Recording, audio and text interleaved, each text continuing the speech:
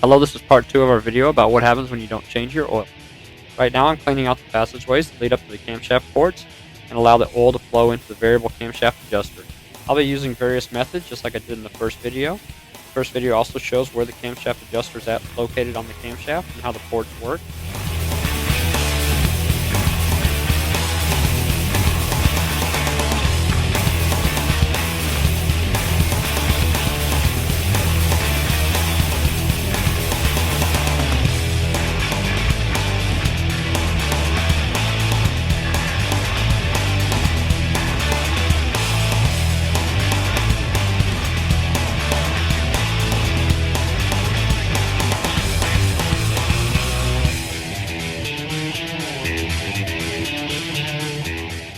The lower part that I'm removing is where an actual small screen is located that is intended to keep large particles from getting into the camshaft ports and causing major engine damage. This screen was severely restricted, as you can imagine, from how much sludge was inside the engine.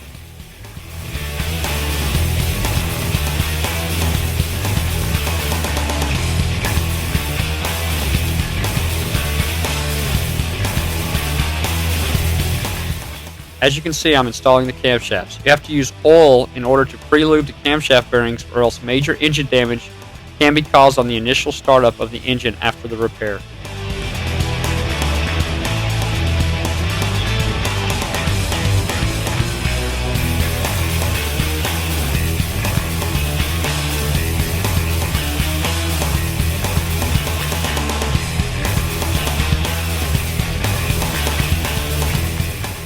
These are the same caps that I cleaned in the first video, the one you were unable to see the bolts.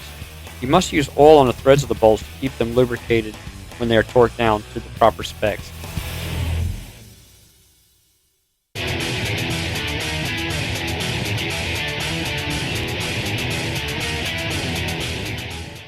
I'm tightening down the camshafts evenly front to rear, because if you were to tighten down one side of the camshaft all at once, you run the risk of breaking the camshaft or the cap.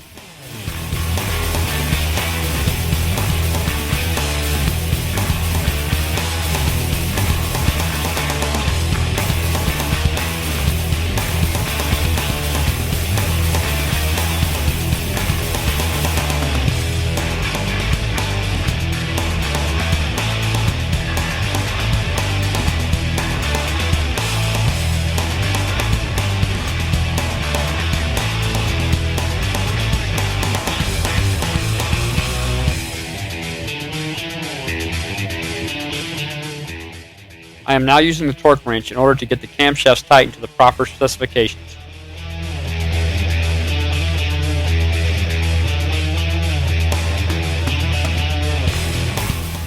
As you can see, we have a new valve cover. Because the way the valve cover is made, it is impossible to clean out. The plastic is actually molded together.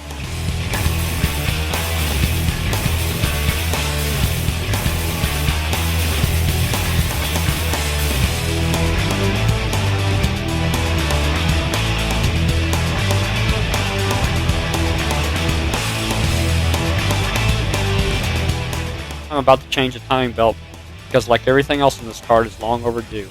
Now I guess I decided to try and do some maintenance. This really has nothing to do with not changing your oil, although if your car does have a timing belt, you should have it changed when the maintenance schedule requires it.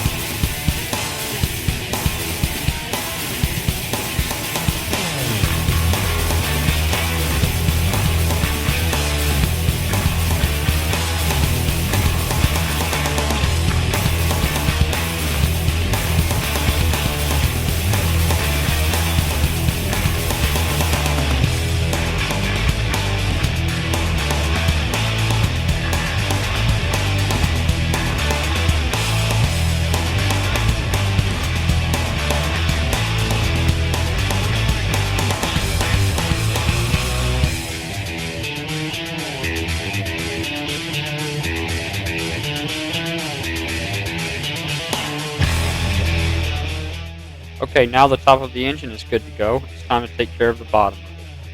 I am now about to remove the oil pan and clean it out as well.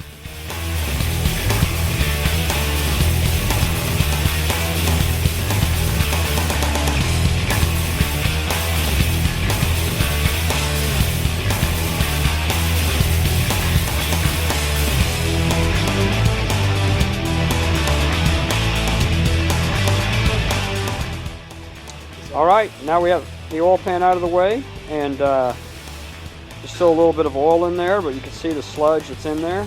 And then there's sludge all up in here, all this sludge, and that oil pickup, we're going to replace that because they're very difficult to clean.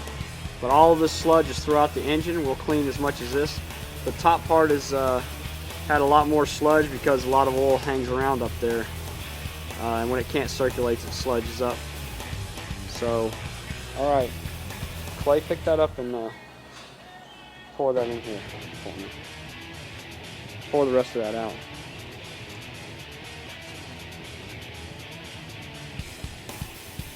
Of course, there's some chemicals from where I've been cleaning it in there. You can see the sludge coming out.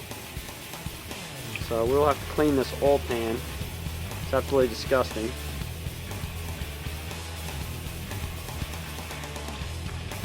So I'm going to go clean. I'm not going to video me cleaning this oil pan. It's pretty straightforward. Scrape it all out, clean it up. Alright. See how thick all that is.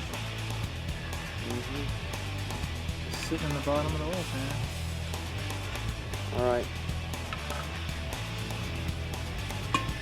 Alright, I got the oil pan cleaned up. Looks much better. About to install it on the car.